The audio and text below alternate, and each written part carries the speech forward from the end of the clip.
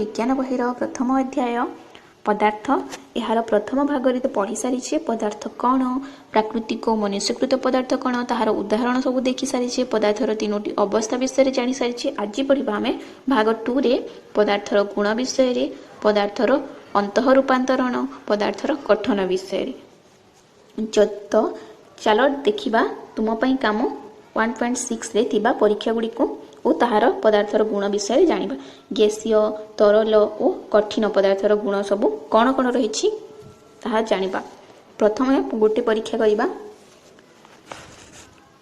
तरल पदार्थर गुण सब कौन होइथे ताहा जानिबा पई परीक्षा करिबा। प्रथमे तुमे माने तीनोटी विभिन्न आकृतिर सान बड़ बोतल काच बोतल नियो। गोटे कप आण और से समान परिमाणर जल मापी नहीं विभिन्न आकृतिर काच बोतल रे ढाली दियो। कौन देखिब जलर परिमाण समान होइथिले मध्य बोतल रे आकृति और आकार अनुसार तीनोटी बोतलर जलर आकृति 3 प्रकार देखा जिवो। एहा बड़ बोतल रे कम अंश रही जाई पारुछि किंतु छोट बोतल रे बेसी अंश अधिकार करुछि। माने जलर परिमाण रे मध्य अधिक समान रही ताहार आकार रे अलग अलग देखा जाउछि। यह परीक्षा कला बेले आमे जल को गरम करी नहीं किंबा ठंडा करी नहीं माने तापमात्रा अपरिवर्तित रही तापमात्रा रे कोनोसी परिवर्तन होई नहीं। तो एथिरु आमे कोन जानिले को सिद्धांत रे उपनीत हेले जल होछि गोटे तरल पदार्थ ओ ताहार गुण। तेणु एथारे गुण सब जानिले कि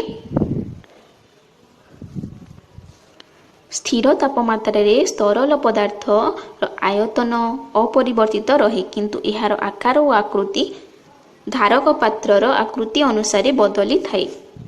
बुझी परिलो माने स्थिर तापमात्रा एठारे आमे जल को गरम करी नहीं कि ठंडा करी नहीं तेणु तापमात्रा स्थिर अवस्था रही। तरल पदार्थ जो जल नहीं ताहा होछि गोटे तरल पदार्थ ताहार आयतन अपरिवर्तित रहे किंतु जो आयतन माने आमे समान परिमाण रे जो जल नहीं समस्त विभिन्न आकृतिर काच बोतल समान परिमाण जल नहीं तेणु ताहार आयतन समान रही थे परिवर्तन देखा जाई न थे किंतु ताहार आकार आकृति धारक पात्रर आकृति अनुसार बदली जाए।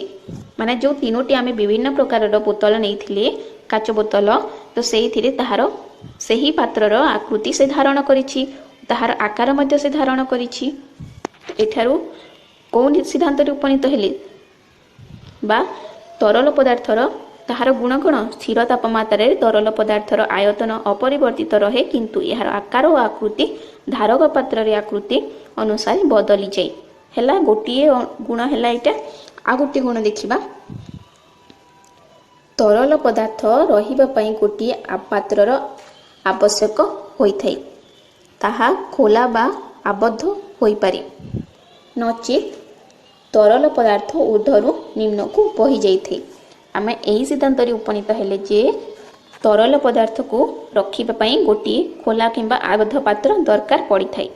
जदि आमे ताहाकू पात्र रे न रखिबा ताहेले से ताहार गुण होछि ऊर्ध्वरु निम्न को बही जाय जेपरि झरना नदी आदि सब ऊर्ध्वरु निम्न को बही जायंती रे निम्न को बही जानती सेहिति पई नाकू पात्र रे रखिबाकू पड़ी थे। जेपरि आमे घरे तेल क्षीर आनी थाउ ताहाकू कोन खाली तो रखु नहीं ताहाकू गोटी पात्र रे रखि थाउ हेला। यह होछि तरल पदार्थर गुण। तापर पढ़िबा आमे कठिन पदार्थर गुण विषय रे। आ गोटे परीक्षा करिबा देख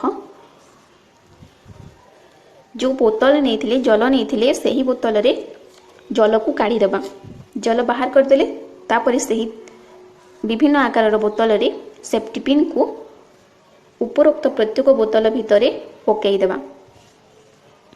सेफ्टी पिन रो आकार आकृति और आयतन रे कोनोसी परिवर्तन हेउ नहीं।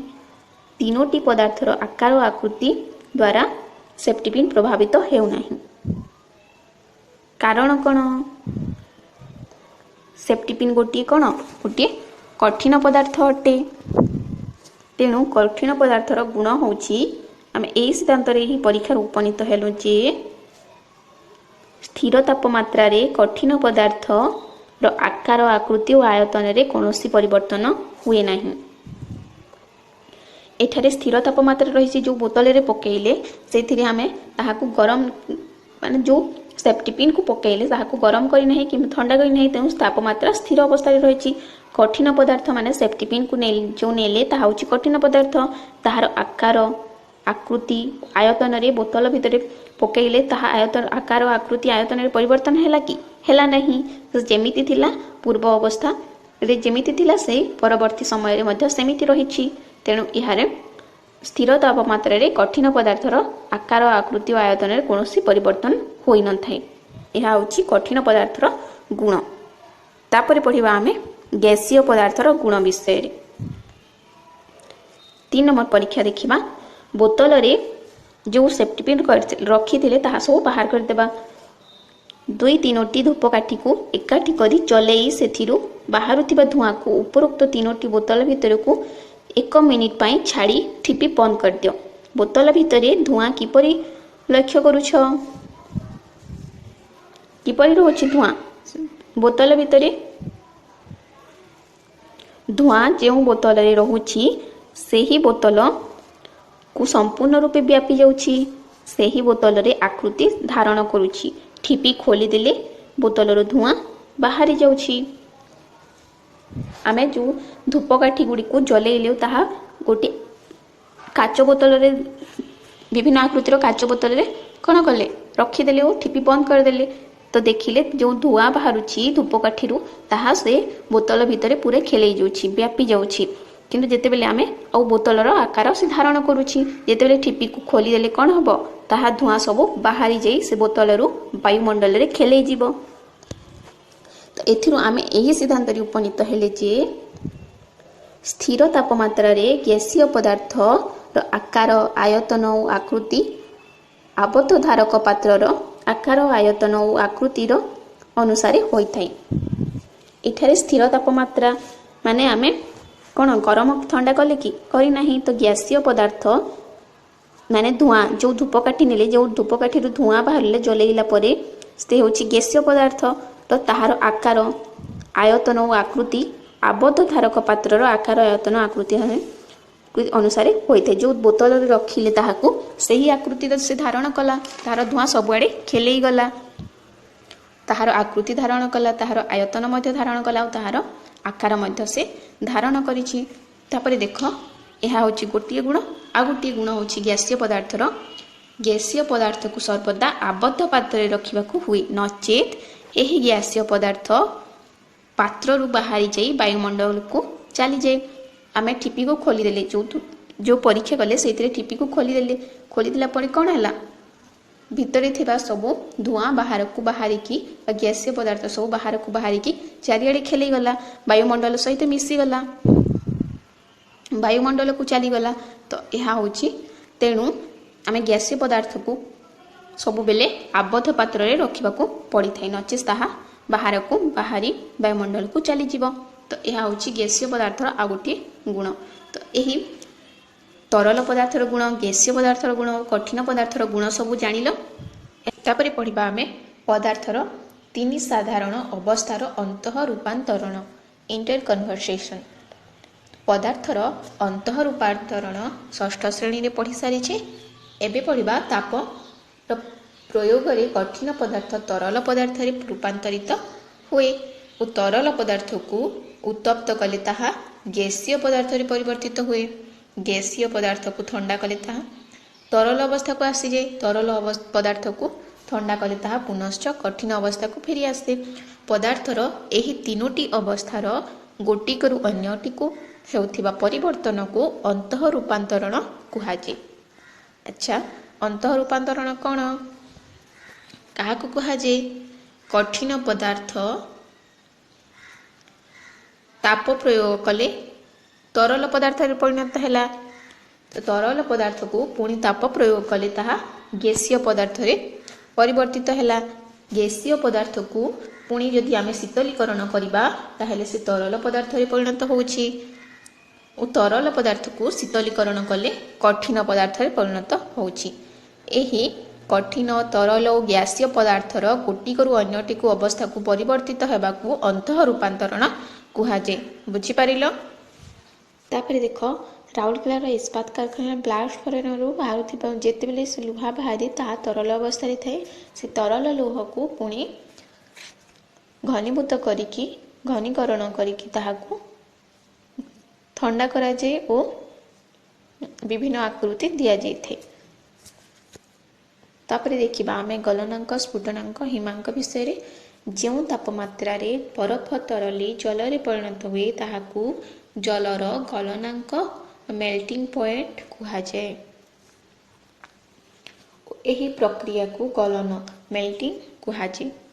जो प्रक्रिया रे जिते तापमात्रा रे कठिन पदार्थ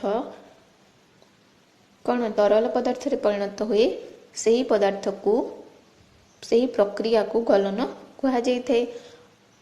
तापर देखिबा जो तापमात्रा रे जल को शीतलीकरण करी बरफ रे परिणत करा जाए सही तापमात्रा को जलर हिमांक फ्रीजिंग पॉइंट कुहाଯାଏ। एही प्रक्रिया को घनीभूत बा हिमायित कुहाଯାଏ। तो हिमायित बा घनीभूत प्रक्रिया कौन जो प्रक्रिया रे जिते तापमात्रा रे गोटे तरल पदार्थ कठिन पदार्थ रे परिणत होता है सही प्रक्रिया को घनीभूत हिमायित कुहाଯାଏ। हिमायित व घनीभूत कहीं नाम दिखाई कहीं देखि गाड़िया पोखरी जितेबले साधारण तापमात्रा बाष्पीभूत होगी जल ऊपर को जाइए सेठारे घनीभूत हो कौन ठंडा हो तार माने से वर्षा सृष्टि करते मेघ सृष्टि करके पुणी वर्षा आकार होता है। तो यह तेणु घनीभूत बा हिमायित माने हिम अंचल जो रही से सबू तरल पदार्थ गुड़िक माने तरल जल सब कौन होता है बरफ रे परिणत होता है। तेणु यार नाम हो घनीभूत बा हिमायित कुहाଯାଏ।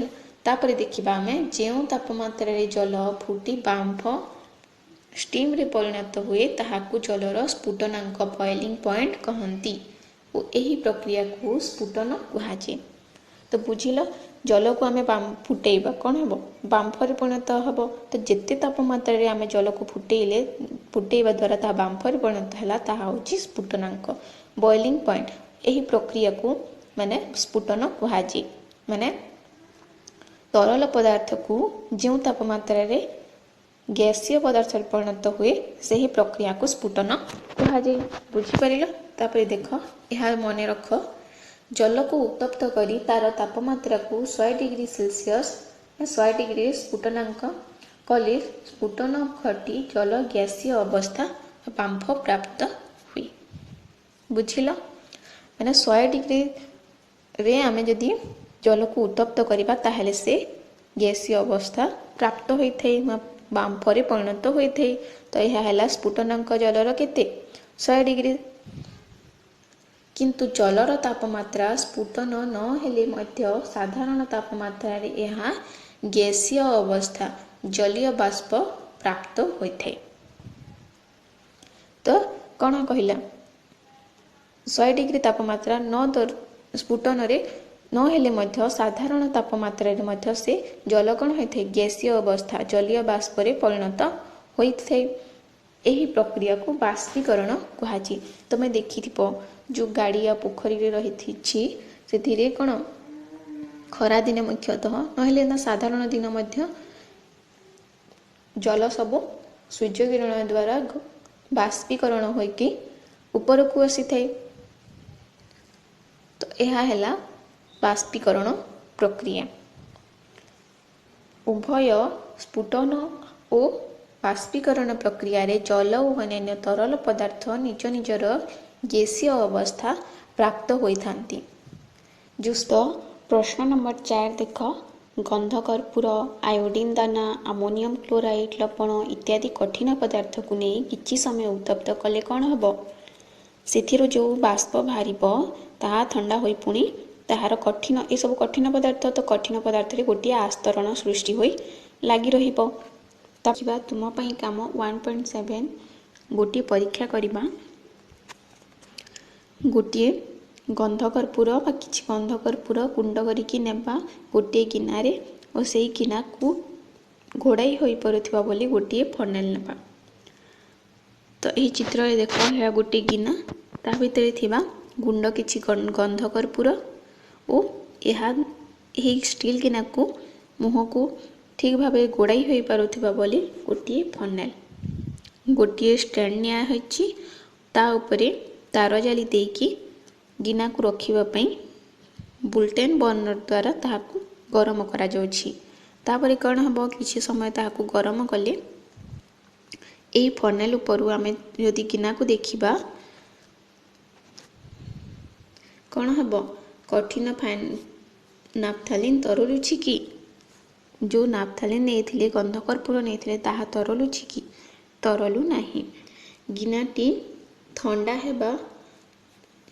हो सारिबा परे फनेल टी उठे आनी देख ताहाकू टिके ठंडा करदेबा बर्नर बंद करिकी तापरे ताहा उठे आनिकी देखिबा फनेल रे कौन लगी किसी लगी कि फनेल भितर पटरी कौन तरल पदार्थ टोपा लगी नहीं और कठिन नाफ्थालीन गुंड को उत्तप्त करने द्वारा ताहा मध्य तरली नहीं। सही स्थान रे गोटी कठिन पदार्थर आस्तरण लगी रही जहाको सुंघी करी आमे जानी परिबा जे यह एक नूतन पदार्थ नुहे।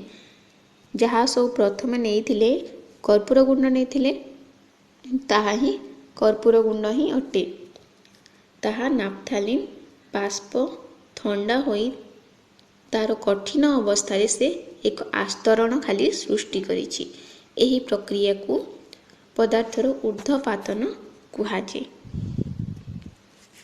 बुझिपारिल ऊर्ध्वपातन कौन बोली केतेक कठिन पदार्थ अछि जहाकू उत्तप्त कले ताहा तरल पदार्थ रे परिणत न होई सीधा गैसीय अवस्था प्राप्त होइथांती एवं ठंडा हेले सेमानंकर गैसीय अवस्था तरल अवस्था को न आसी कठिन अवस्था प्राप्त होइथे।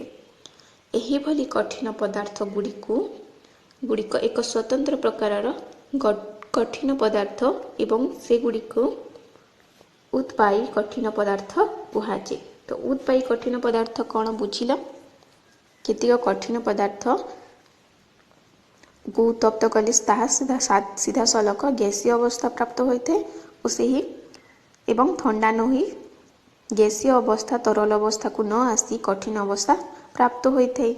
एही भली कठिन पदार्थ गुड़ी को उत्पायी कठिन पदार्थ कुहा जाइथे। तो बुझिल जेपरि आमे उदाहरण नहीं पारिबा आयोडीन अमोनियम क्लोराइड नाफ्थालीन यही गुड़ी को कठिन पदार्थ को उत्तप्त कले से माने सीधा सलख गैसीय अवस्था प्राप्त होइथांती और ठंडा कले से गैसीय अवस्था रु पुणी कठिन अवस्था रे प्राप्त होइथांती। बुझी पारिल ताहाकू उत्पायी कठिन पदार्थ कुहा जाइथे। रख गलन स्फुटन बाष्पीकरण घनीकरण परि ऊर्ध्वपातन मध्य एक भौतिक परिवर्तन अटे। पदार्थर तीन साधारण अवस्थार अंत रूपांतरण किपरि होइथे ताहा देखिबा। यह होची इम्पोर्टेंट पॉइंट यही। तो देखिबा कौन कौन कठिन पदार्थ जो तापमात्रा रे तरल पदार्थ रे परिणत हुए ताहाकू गलन प्रक्रिया कुहाजे। बुझी पारिलो तरल पदार्थ जो तापमात्रा रे कठिन अवस्था को परिवर्तित होता है ताहा होची घनीभूतकरण बा हिमायित प्रक्रिया। तरल पदार्थ को आम शीतलीकरण कले कौन हम कठिन पदार्थ परिणत होता है। तो तापरे देख जो तापमात्रा रे तरल पदार्थ को गैसीय पदार्थ रे रूपांतरित होता है ताहा होची स्फुटन और बाष्पीकरण। बाष्पीकरण प्रक्रिया मध्य देखिब जल साधारण तापमात्रा रे मध्य गैसीय अवस्था जलीय बाष्प प्राप्त होता है। यही प्रक्रिया को कहुए बाष्पीकरण प्रक्रिया। तापर देख जो घनीकरण यही गैसीय पदार्थ जिते बेले तरल पदार्थ रे परिणत हुए ताहा होची जो तापमात्रा रे होइथे ताहा होची घनीकरण। माने उदाहरण स्वरूप दे नहीं परिबा आमे जो बांफ होइछि जल को गरम कले गैसीय हैला ता ऊपर जो ढांकुणी ढाकी थिले सेतिरे कोन बांफ आसीथे तो से बांफ गुड़ा आम ठंडा कले ताठारू जलकण सब पाइबा ताहा कौ अवस्था रहिला तरल अवस्था गैसीय अवस्था तरल अवस्था को रूपांतरण होची घनीकरण। तापरे देख तापरे कठिन पदार्थ रही कठिन पदार्थ जो तापमात्रा सीधा सलख गैसीय पदार्थ परिणत हुए ताहा होची ऊर्ध्वपातन और गैसीय पदार्थ जो तापमात्रा जेपरी अवस्था से तो कठिन अवस्था परिणत हुए ताहा होची घनीकरण। गैसीय पदार्थ सीधा सलख से कौन कठिन पदार्थ रूपांतरित है और ताहा होची घनीकरण। कठिन पदार्थ गैसीय पदार्थ परिणत है ताहा होची ऊर्ध्वपातन। यार उदाहरण स्वरूप आम जो नहीं पारिबा आयोडीन नाफ्थलीन एमोनियम क्लोराइड यही सब को कठिन पदार्थ को उत्तप्त कले जहाँकि से सीधा सलख कठिन पदार्थ गैसीय पदार्थ परिणत होइकी गैसीय पदार्थ पुणी ताहा ठंडा कले कठिन पदार्थ